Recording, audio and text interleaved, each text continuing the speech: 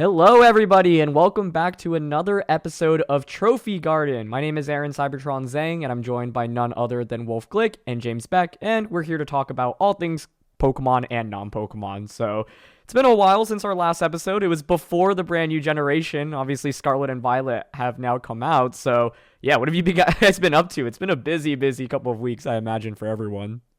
Yeah, absolutely, Aaron. Thanks for leading us in. Yeah, it was busy is an understatement. I think that the last week in particular, last kind of couple weeks, but especially the last week was the busiest I've ever been in my entire life ever. But it seems for me that like at least with my work, I'm over the hump. So it's kind of nice to have a more regular work week this week for sure. For me, it's been a bit of holidays and a bunch of IRL misfortune. So been taking care of that, but looking forward to getting into the actual making VGC videos once again. For sure, yeah. For me, it's also been really hectic. You know, I'm in my first quarter of grad school, and it's only a 2-year program, but it's been the first quarter is like the busiest, and so it's like the combination of that, moving to a new city, then Scarlet and Violet comes out. It's just been so crazy because, you know, within school, it's like there's a lot going on. You got classes, you got exams, you got recruiting for internships and jobs. So I'm just trying to like stay afloat right now, similar to kind of what Wolf was saying. But honestly, like I've been having so much fun making content. So like at least I'm enjoying things, which I think is good. But, you know, Thanksgiving was basically right after Scarlet and Violet. So are you guys able to take some time off, relax a little bit? I had like I had like half of one day off, which was, I mean, still valuable. Like I remember I showed up to Thanksgiving, and my cousin, like, so I have a cousin who's exactly 1 week younger than me, who like we grew up 15 minutes away from each other, so we're really close. She was just like laughing at me because it was like the afternoon of Thanksgiving, and I was like falling asleep on my feet because I'd been going nonstop, and it was the first time I had like taken a break. And she was like, "Do you need to take a nap?" And I was like, "No, like I'm gonna power through." But I really could have fallen asleep. Like I was a zombie until we ate. Normally, you would expect that after the meal, but Yeah, exactly. It was fine after the meal. Yeah. oh, you actually were fine after. Yeah, somehow. Yeah, I mean, for me, it was I traveled, saw some relatives, and I was actually playing the game like on the train ride to and from. So, yeah, it wasn't that different from I think a normal Thanksgiving for my side. How about you, Aaron? I actually stayed on campus. I'm on the West Coast right now, but home is, you know, back on the East Coast, and I really miss my family and friends, but I'm going to be back in 2 weeks anyway for Wolf's gym event, actually. And I'm actually super tilted because I would love to just stay home afterwards, but I have 3 final exams right after, like, the event, and 2 of them are online, and the third one is in person. For some reason, this class just makes you take it in person. And so I'm super tilted because I normally just stay in New York, but I'm going to fly back to Wolf's event, go back to California, take that one exam in person, and then come back to the East Coast. That so sucks. I'm Oh my tilted, God. but, you know, as for Thanksgiving, yeah, I was like, since I'm going to be back soon anyway, yeah, I'll just stay on campus. And honestly, with Scarlet and Violet coming out, I was like, I want to get a head start and just start, you know, playing through the game and start making competitive content. So I don't regret it. It was really restful. It was probably the most like peaceful week I've had since starting grad school, just because like everything was so quiet and you don't have to worry about schoolwork for a little bit, and I could just devote my attention to Pokemon. So yeah, I was really happy to have a break, but I guess in some ways it wasn't a break because I spent so much time doing Pokemon stuff.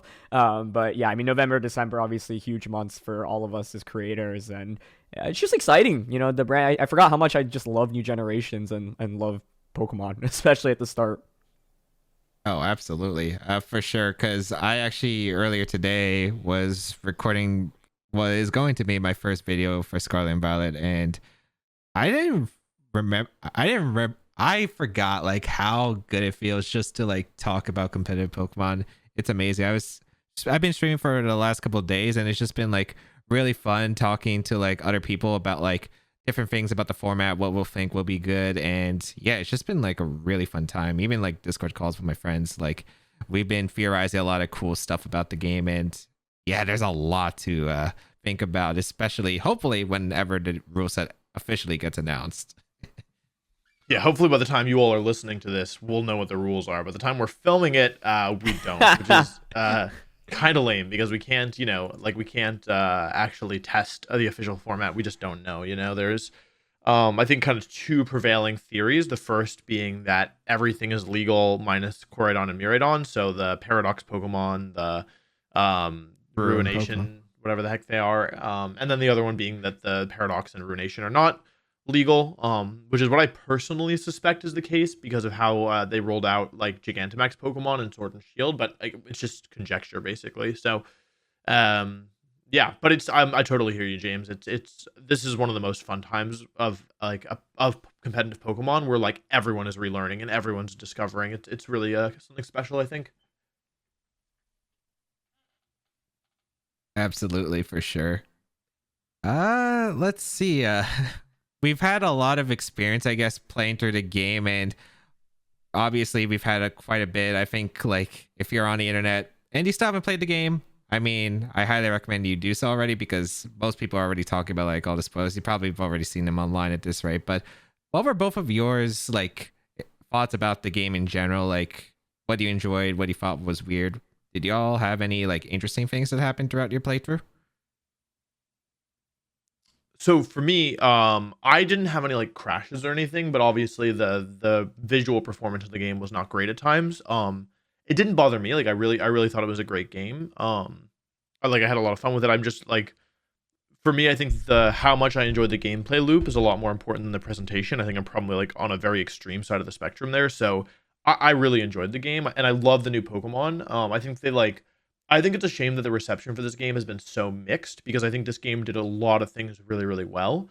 Um, Nothing too interesting happened on my playthrough. I found a shiny, which is cool, shiny Volcarona, so I might learn that I might use that at some point. But yeah, I don't know. I feel like I had a really good experience with the game. I think it seems based on what I'm reading online, it seems that I had a better experience than most. What about you, Aaron?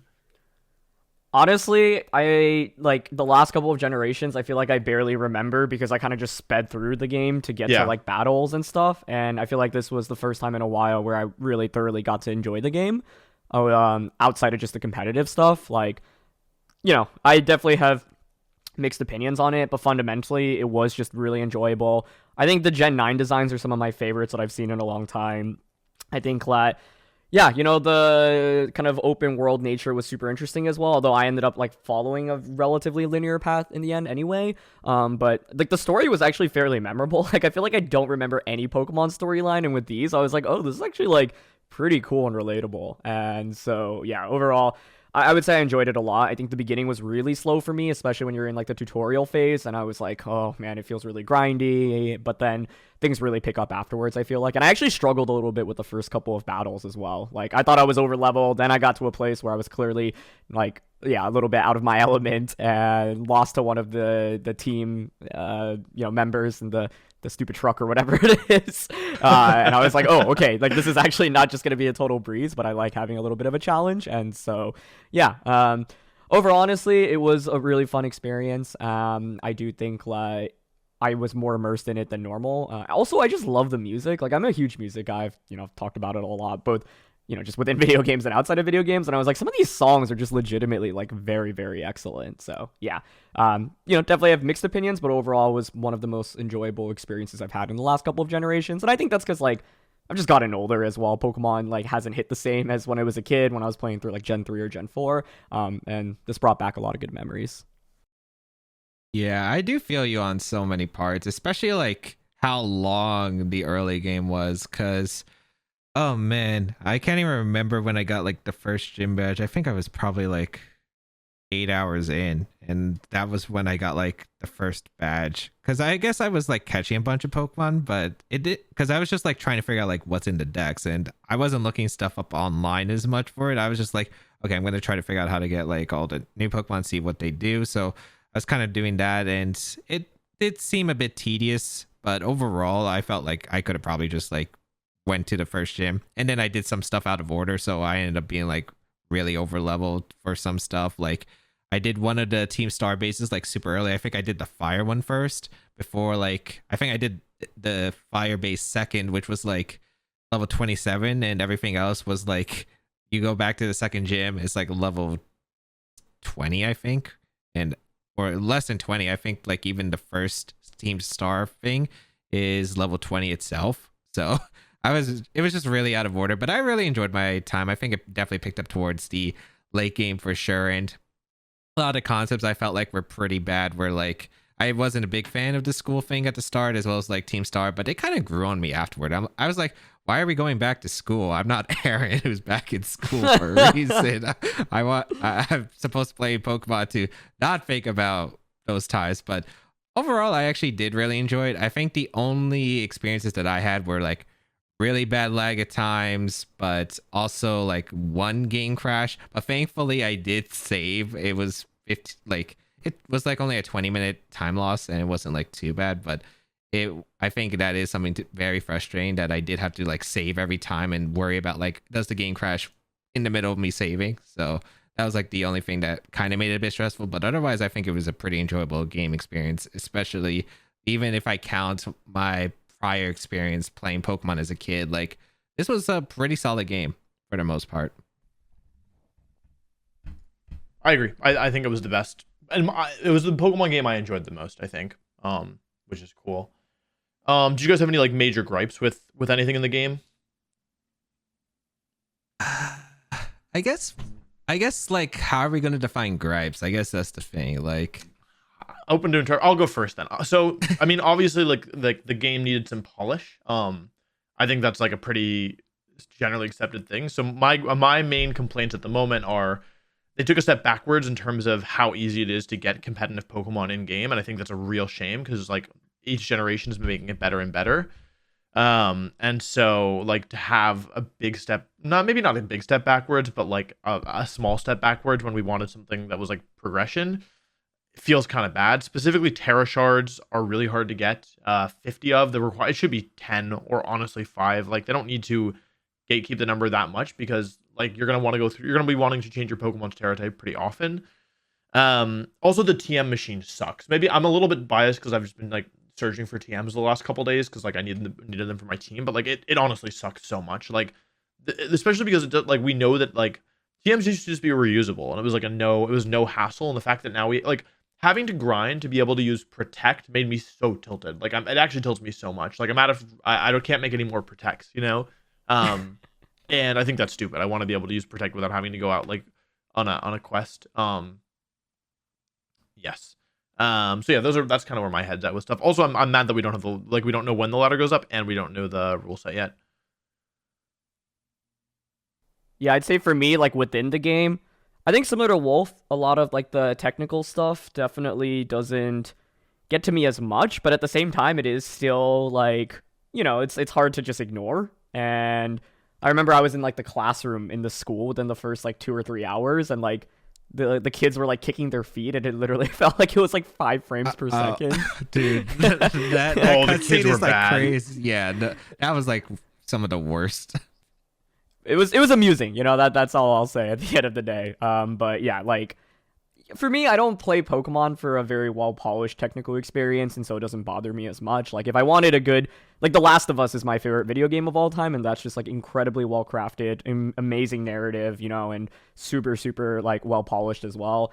When I play Pokemon, I know that's not what I'm looking for, but, you know, at the end of the day, I still would like to see it, you know, be more polished. And yeah, I think the Terra stuff in particular feels really frustrating.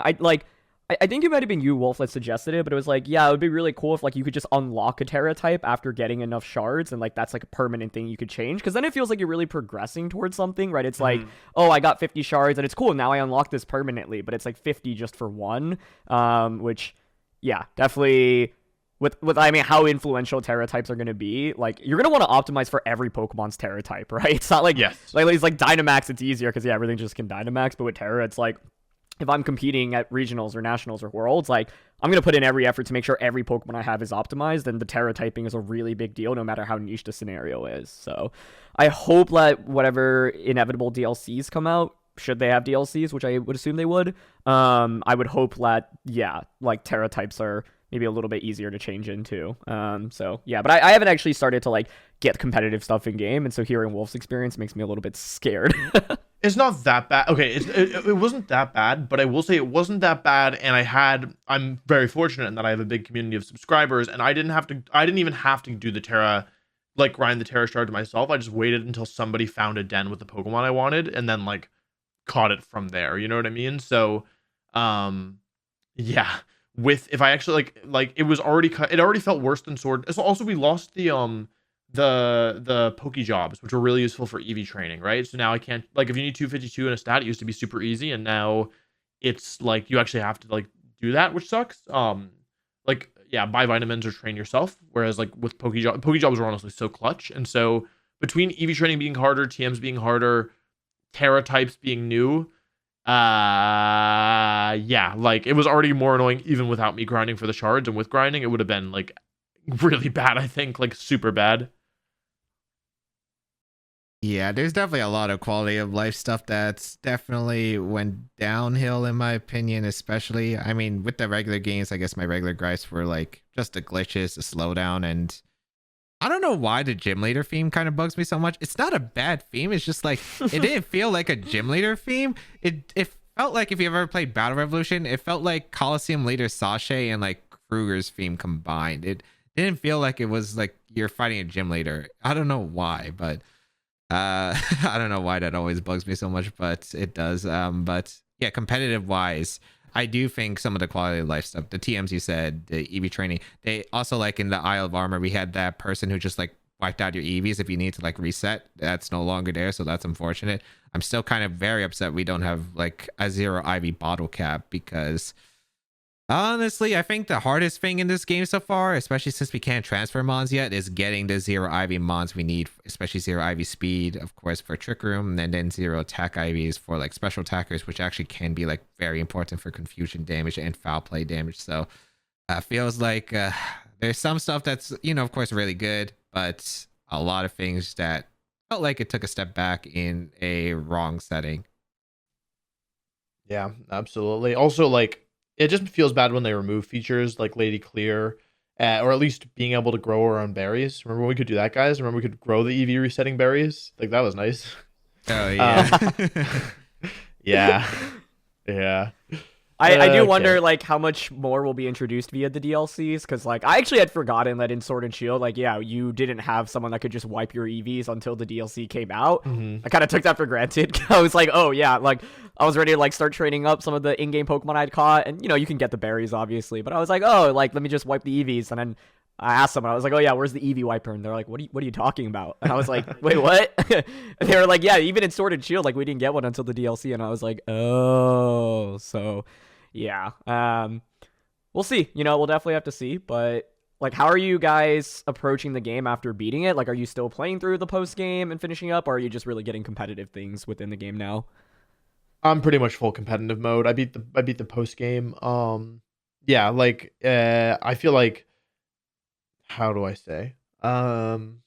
Basically like I playing through the game on stream was like my playing for fun, and now it's like my playing for work basically. Where like, you know, I want to make content around the games, which means I need to like get the Pokemon themselves in game. So if I like had no obligations, I might, I don't know, maybe mark hunt for my favorites or shiny hunt for my favorites or whatever. But it's not that I mind this. Like, I mean, competitive battling is my favorite part of all Pokemon games, obviously. So I'm not like upset to be into that phase. But yeah, it kind of feels like, especially given that it is harder to get Pokemon, and I don't want to just like have to be using one team for like a super long period of time. It's kind of feels like it's like mostly testing and then figuring out what I want and then getting those Pokemon in game is where I'm at with it. For me, it's personally just I actually haven't even started the post game. It's like I'm assuming we're counting post game as after the credits. I literally just like I'm what 2 playthroughs I've completed towards finishing the credits. Yeah, 2? Why? One for Scarlet. Actually, they're both Scarlet copies, but yeah, it's because I need like footage of certain stuff, and I need like 2 completed copies, so that's the reason why. So that's been taking a lot of the time that I have. I'm actually in the middle of like a third one, which is my Violet copy, so I can actually get like. What are you doing? Wait, what? I don't get it. Whoa, that's wild. Yeah, I need some of the Paradox Mons, which realistically I could probably get traded, but like. It's also going to be, it's the one on my tournament Switch, which I'm also using for footage anyway. So it's like, I'm completing anyway. So yeah, but yeah, I'm kind of like playing that one a bit more slowly and just like focusing on the competitive grind. I've been playing a lot of games recently. I've been watching a lot of my friends play, and I'm learning as much as I can, especially pronunciations and like what the new Pokemon do and like what are the big changes from like the previous Pokemon, because it's super relevant. What's common with Terra types? Like, there's a lot of information to absorb, especially like now some Pokemon are like completely changed compared to how they were used. Like, for instance, Dragonite is an example where we'd never really seen it go with like this new normal Terra E-Speed that's been super not really relevant and competitive until now. So there's just a lot of things that is on the journey to learning, I guess, this format. So I've been just doing a lot of research. Yeah, just to fill in any viewers who might not be as up to date, basically Dragonite is somehow one of the best Pokemon in the format because Inner Focus was buffed in Generation 8 to not only prevent flinching, but also to prevent Intimidate, so you can't easily lower its attack stat. And Dragonite gets access to a high base attack stat, plus the move Extreme Speed, which is one of the strongest priority attacks in the game, 80 base power. So the strategy primarily is Terra Normal Dragonite to get a 50% boost, on top of Extreme Speed, on top of Choice Band for another 50% boost. Yeah, and yeah, basically just have it be like a super powerful priority attack that like can clean up the game later on, and you can't flinch it and you can't intimidate it, so it's like pretty tricky. And then yeah, like as James mentioned, like Dragonite was pretty much never used before, and when it was used, it didn't really have a norm. It was mostly to fill a specific niche, I would say. Like I remember, didn't Brendan bring it to Worlds in 2015? Yeah, so 2014. and that was like I think a Thunder Wave Roost set with multi-scale, maybe. That sounds correct, yeah. And safety goggles, maybe. And then yeah, like Geo used it in 2017 as like the recipient for Extreme Evo Boost, which gave you a +2 boost in all of your stats, which has returned, but that's not what we're talking about. But yeah, like basically because Dragonite was bulky and had multi-scale and like yeah, it was like a good recipient. Maybe he just liked Dragonite too. But yeah, basically there wasn't really a standard Dragonite set, and now we have now it's like meta. So yeah. Even stuff like Grimmsnarl with Parting Shot. Do you think Parting Shot Grimmsnarl is like good? I think Grimmsnarl is like average. It's like all right. The thing about Grimmsnarl is Parting Shot, of course, is kind of nice, but there are like two major flaws I see with it. One is, of course, how much dark types there are, and of course, the item Clear Amulet is so common, so you can't actually switch out if you target it with Parting Shot. So it's kind of irrelevant in a lot of cases. And the second one is it's not like Incineroar, right, where you Parting Shot out and get usually maybe like a slow pivot into something safer. The Parting Shot makes whatever you're switching into potentially vulnerable to be caught on the switch, and I've been abusing that a lot whenever I've been facing against Parting Shot Grim. So I don't think it's like amazing at all. I think it has a place. It's still pretty decent, but like it's not like the strongest thing out there, or as people were initially like complaining about when they saw that it got Parting Shot for the first time. I think like the way I see it is it's just like it's not losing anything, right? It gains something extra. I don't think it's like completely broken by any means. And it's interesting because the debate is, yeah, like how often do you actually want Grimmsnarl on the back? Because like what is it going to do for you late game?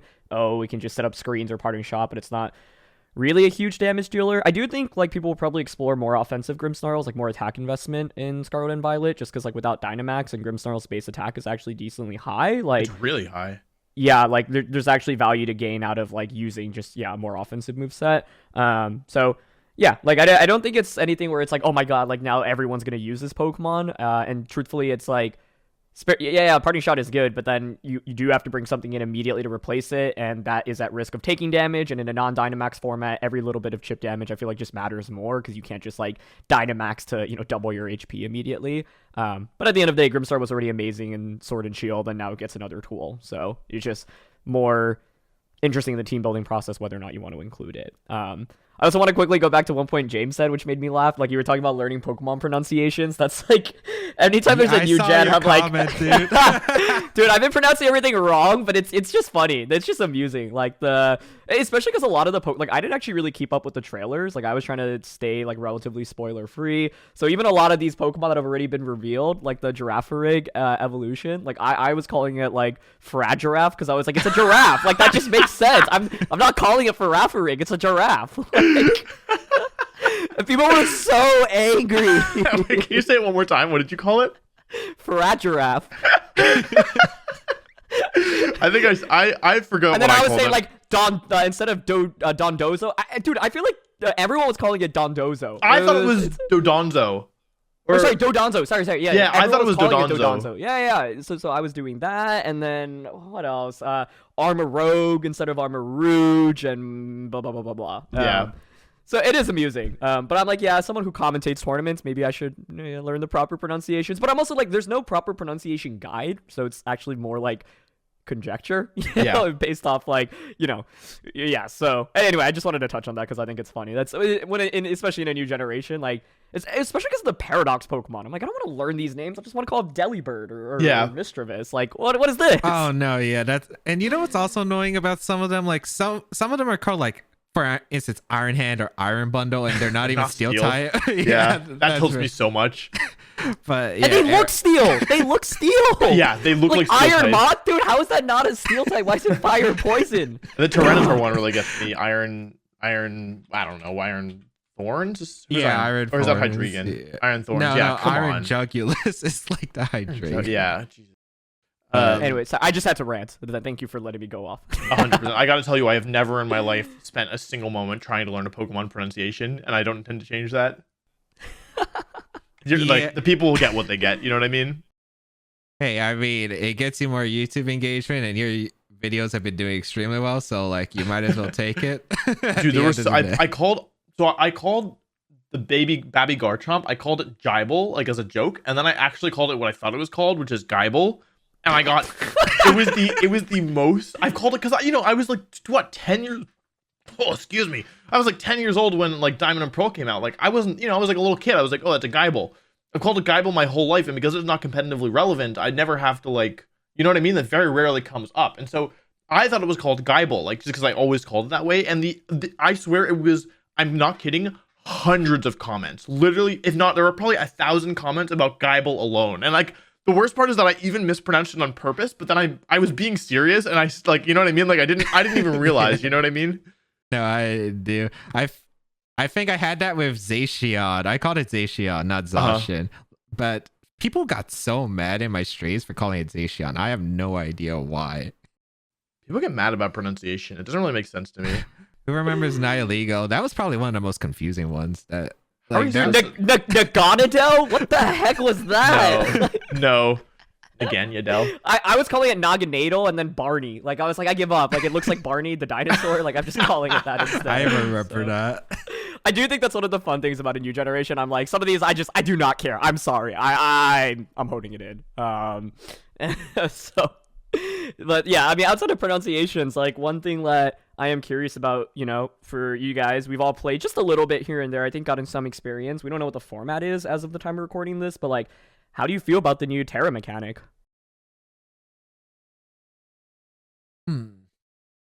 It seems to be not as bad as I was worried about. I actually think it's low-key kind of hype.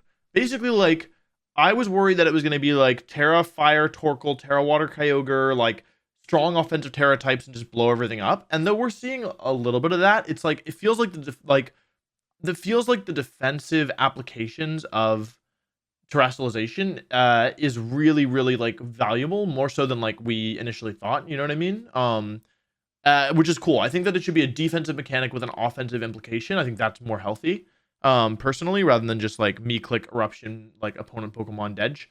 And I think what's really cool and that I didn't realize is that it feels like it's much more skill expressive than Dynamax, at least in team building. Like with Dynamax, you could be the decision with Dynamax was not like, should I feed this thing 1 Dynamax candy or 10? It was like, you needed to make sure you had a couple Dynamax Pokemon on your team that could take advantage of Dynamax, and then you had to maneuver them correctly in the battle. And it's still true that you have to, like, make sure that you have Pokemon on your team that, like, can Terastallize and be strong. But, like, the way that you do that is much more, there's much, much more depth. So it feels like we've gotten an additional tool in team building, which I personally think is really cool. And it's really cool to kind of see players already, like, looking into unconventional Terra types for their benefit. Like, Terra Grass is much better than I expected because of the immunity to Amoonguss, basically. And, like, Terra Dark for Prankster Immune hasn't been super relevant, but it will at some point. Like, Terra Fire doesn't need things. So, like, yeah, I think it's a really cool mechanic, and I'm really excited to kind of get better at it.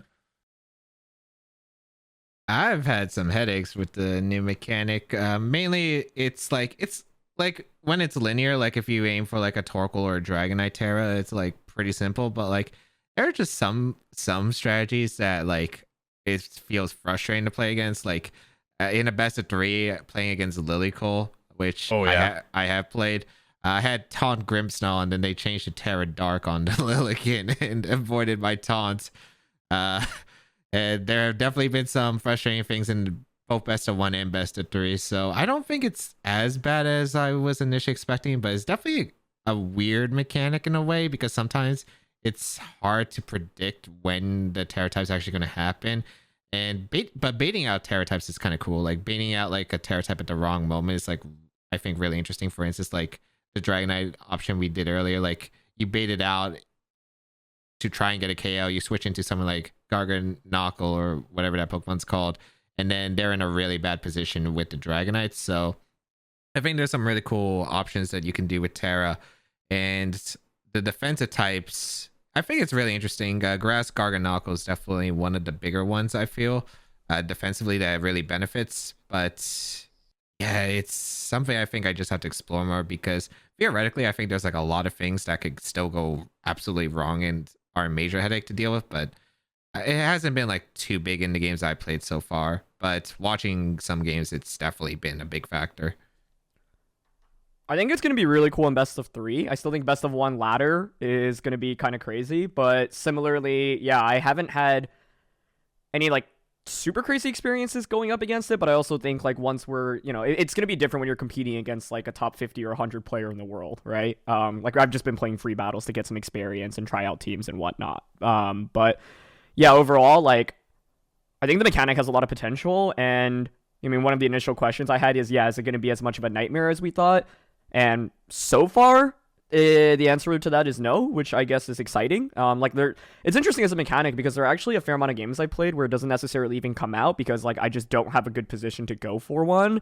And I think one of the fundamental kind of philosophies that'll be interesting about Terra is when you should go for it, right? Like, should you conserve it because just like even making your opponent fear a potential defensive Terra later down the road is interesting, or do you do it to like secure a knockout, for example, or do it to cover for an option that you think might happen but is relatively, uncommon? So yeah, I agree with what Wolf was saying. I think it allows for so much more skill expression in team building, and I think team building in just this generation might be more impactful than ever just because of how Terra opens up so many new like strategies and enables really more Pokemon as well.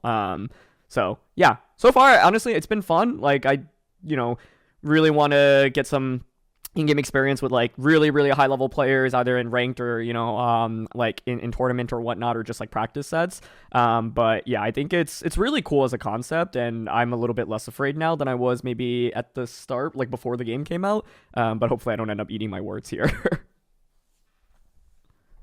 Totally. Cool. Yeah, I think that all makes sense. Do you guys have like a favorite Pokemon that you want to use in competitive? I am interested in Cyclizar. Like, I think it's going to be yeah. hard to build around, but it's just such an interesting Pokemon in terms of its move, being able to give something to substitute. So I feel like that's going to be some, like, more late meta Pokemon rather than, like, creating a easy strategy to execute around it early. But I don't know. A lot of the new Gen 9 Pokemon are cool. Like, Mousehold is adorable, but the fact it's actually competitively viable in multiple ways I think is awesome. But I honestly really like a lot of the new Pokemon designs, so I'm excited to try out all of them at some point. I don't know, like it's not I've already used like a majority of the Pokemon, and it's like none of them like super excite me. I guess the ones that I guess frustrate me though the most are the ruined Pokemon. I think those abilities are absolutely insane, especially the ones that lower defenses. Xian Pao and Shiyu, those are pretty strong.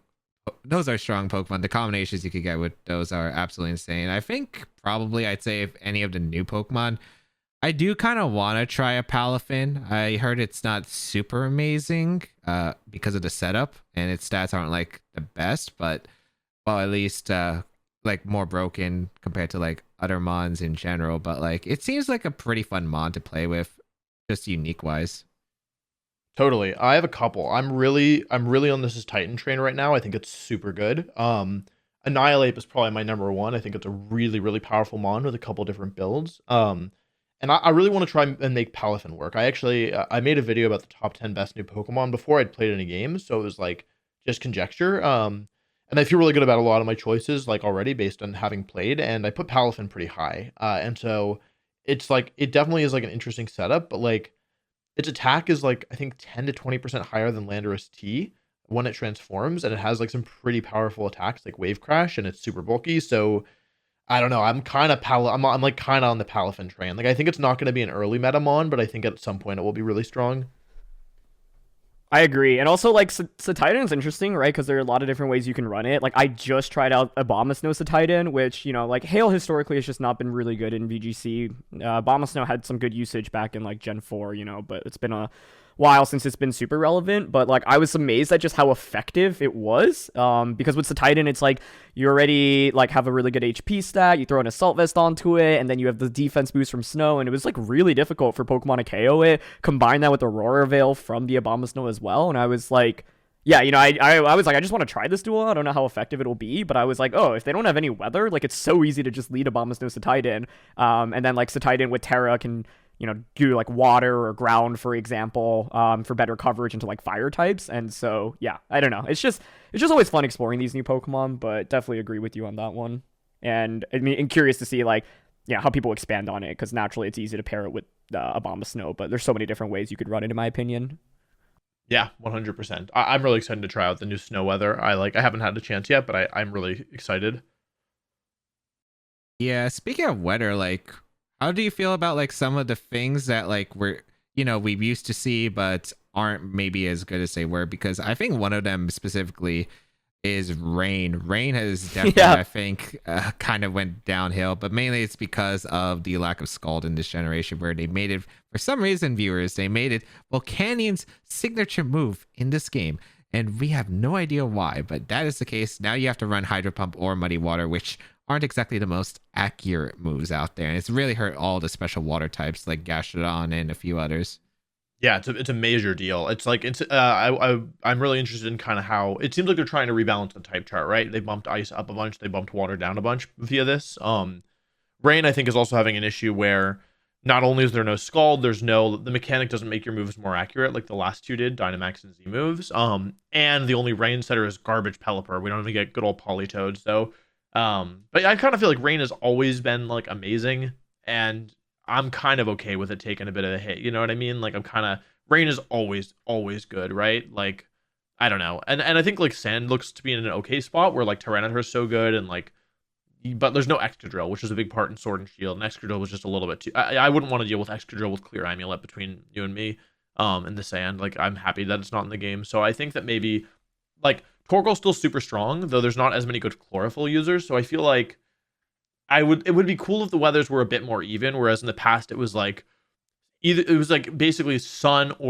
rain was always amazing. Sun or sand, depending on the Pokemon that were legal, were normally pretty good and they were close, and then like hail was at the bottom. And so this feels like the weathers are all closer together for once, which is cool. I do think also with rain, like a lot of it was often, oh, there's something that's really strong, like can immediately capitalize off it. So like Golduck in 2017, Ludicolo.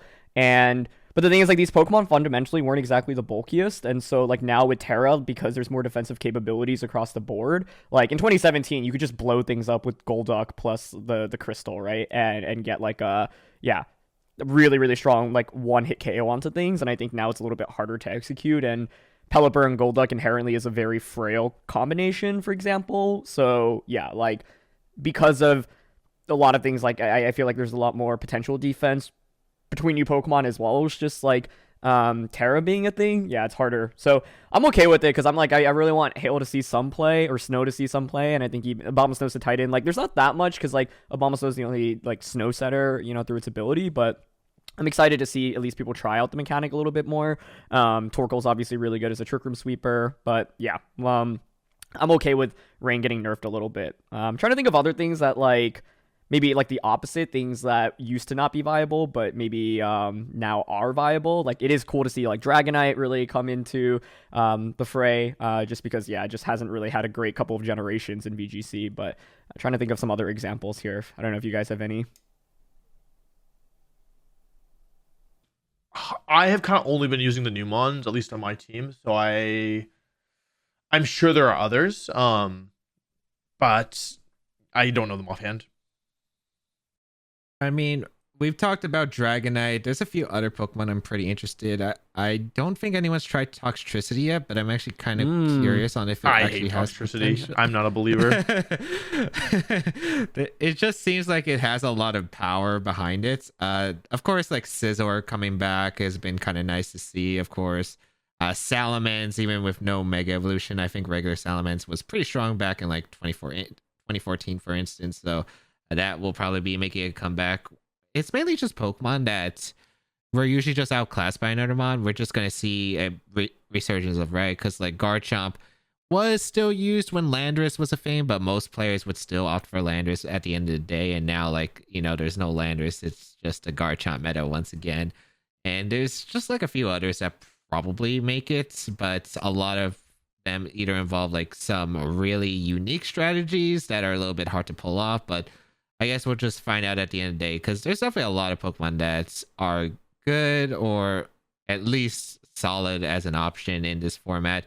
But it'll really just, I think a meta needs to be developed first before we see anything like or have any solid conclusive opinions.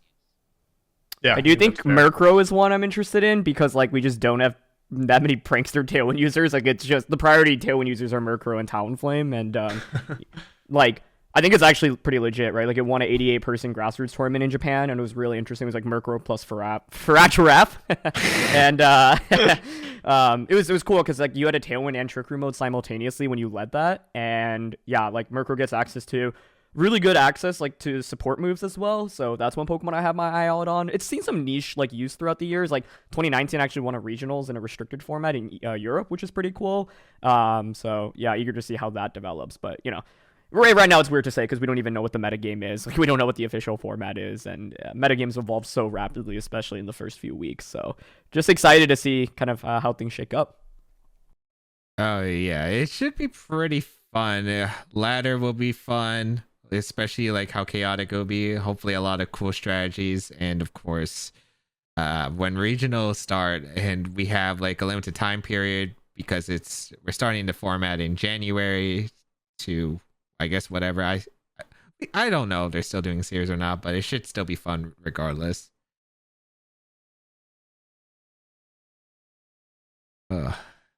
Anything else? I guess speaking of tournaments, we do technically have a bit of an event. It's not technically a tournament, but Wolf, it's your event. Why not tell the viewers about it?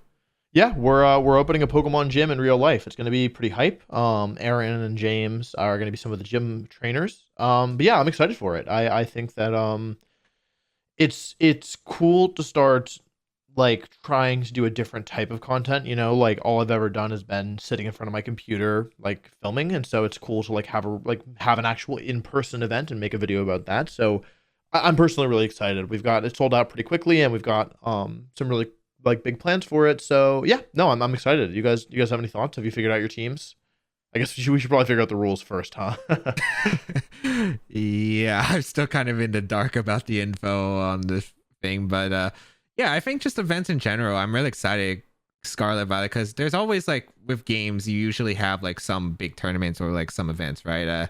Currently I think a lot of the content creators in Europe are organizing the Creators Cup, where like they have a VGC coach paired with a huge creator, and they do coaching and then they host a tournament. So it's been really cool to just watch that, and like I hope we get a lot of events for this from a bunch of different creators. But this event should be fun. It's a really interesting IRL event.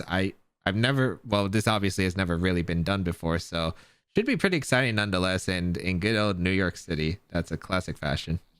100%. Yeah, I'm just stoked to be a part of it. Like I think it'll be fun. I feel like with VGC stuff in particular, we've all generally been like tied to just regular tournaments within the circuit, so it'd be cool to be able to meet people outside of just the regular tournaments that we attend. Yeah, and I mean, it should just be a fun thing to attend. Like I haven't been back into New York actually since I moved to California a few months ago for school, so I'm just excited to be back, hang out with you guys, and looking forward to hopefully meeting some people listening here to hopefully meeting some of you who are listening right now in person. So should be a good time. But yeah, I think that's really all we had for today. So before we wrap up, guys, any final words?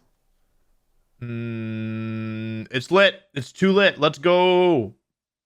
It's crunch time for VGC. We're actually getting into all the action with the ladder, with tournaments. It should be probably one of the biggest moments. And yeah, I hope that everyone just has a fun time, whether you watch the game and you don't play it, or if you enjoy playing the game. I hope everyone has a good time during these next couple of months, which are pretty big.